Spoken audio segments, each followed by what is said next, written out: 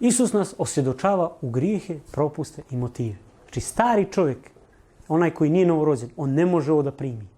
Grijehe, propuste i motive. Isus ga u to usvjedočava.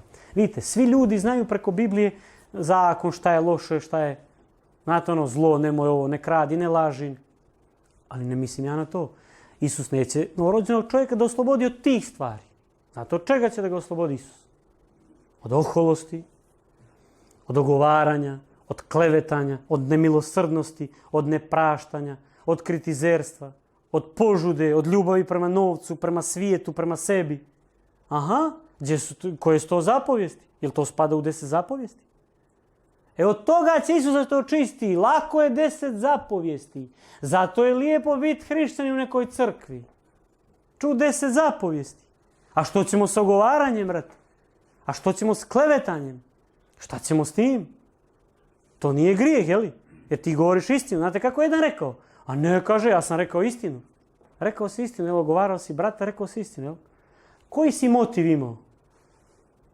Jer ga voliš ili si htio da mu napraviš štetu? Da ga ukaljaš pred drugima. Šta si htio? Zato nam treba Isus. Da nas očisti od prljavštine, ali ne da nas očisti da držimo 10 zapovijesti. To je lako. Postoji duh zakona, dublje od toga. Treba da me očisti od ljubavi prema sebi, prema svijetu, prema novcu. Ljubav mora da nestane. Nije novac loš, ali ljubav prema novcu je loša. Vidite, da me očisti od toga. Znate, ja sam nemoćan tu. Ali on može. Zato treba svaki dan da biram njega, da se odričem. On me sprovodi kroz iskustva koja će da me tjeraju da se odričem toga. Kako? Naprimjer, ogovaraju me sad. I sad šta je isti? Sad ću ja da njima pokažem. Ne, Isus kaže, stani. Dobro, trpjet ću. I onda ja vremenom se, zašto? Zašto trpljenje? Pa fino, Biblija kaže, budi istrajan, nauči se trpljenju. Ali kako ja da se naučim trpljenju ako ne trpim? Znači ja moram da trpim da bi se naučio trpljenju. I idealna prilika da trpite je kad vas kleveću. Da ćutite. To je život po duhu, a ne bre, drži zapovijesti, nemoj da kuvaš subotom i to. To je lako, to je za djecu. Mi nismo sad u tom smislu djeca više. Sad smo mi zreli malo. Znači, postoje mnoge ljubavi u našem srcu koje mi imamo. Ali ja kažem, Gospode, čisti to, spali to bre iz mene. Ali to stari čovjek nije mogao. Stari čovjek prvo ni ne razmišlja to da je to problem. Ali pazite, mi nismo osuđeni zbog toga. Pa nisi ti rođen sa ljubavlju prema novcu ili ljubomora, zavist. Pa niko te nije učio da budeš zavisan. Jel te učio neko? Ne.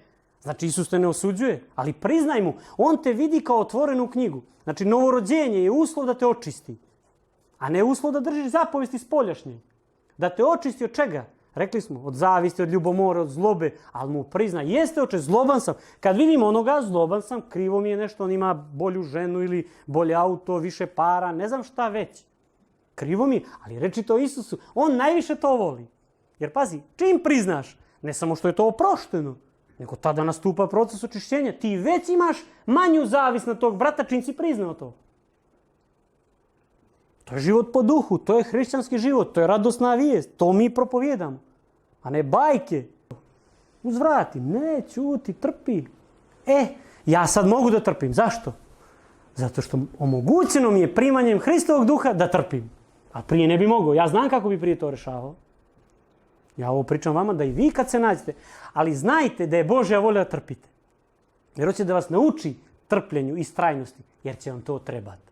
Kako da izdržite u vremenu koje dolazi, a treba vam trpljenje, ako ne trpite? Pa morate da trpite. Ne može trpljenje ovako. On uradi ovako i vi sad postanete strpljivi. Moraš proći kroz to. A kako te on uči? Fino, napadujte drugi, ti ćutiš. Teške okolnosti, siromaštvo, bolest, ima puno stvari koje vas napadaju, a mi jedva čekamo da pobjegnemo od toga. A u stvari to je Božje proviđenje da nas disciplinuje.